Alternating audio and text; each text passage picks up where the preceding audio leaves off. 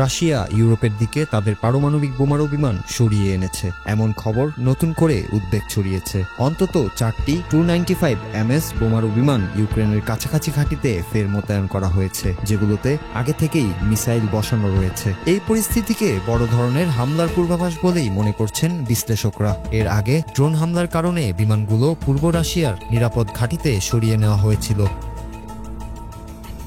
এমন সময়েই সাবমেরিন হুমকি নিয়ে মুখোমুখি অবস্থানে পৌঁছেছে যুক্তরাষ্ট্র ও রাশিয়া।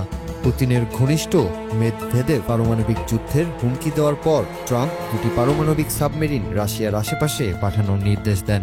তবে পুতিনের দপ্তর জানায় এ বিষয়ে সিদ্ধান্ত নেবেন একমাত্র প্রেসিডেন্ট পুতিন, এবং রাশিয়া পারমাণবিক অস্ত্র নিয়ে সবসময় দায়িত্বশীল ভূমিকা পালন করে।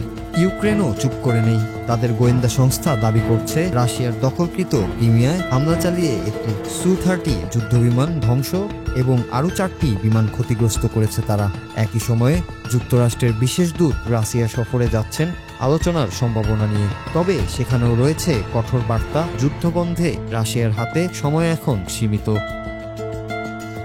অন্যদিকে ইউক্রেনের প্রেসিডেন্ট জেলেনস্কি অভিযোগ করেছেন রাশিয়া এখন ইচ্ছাকৃতভাবে বেসামরিক নাগরিক ও উদ্ধারকর্মীদের লক্ষ্য করছে।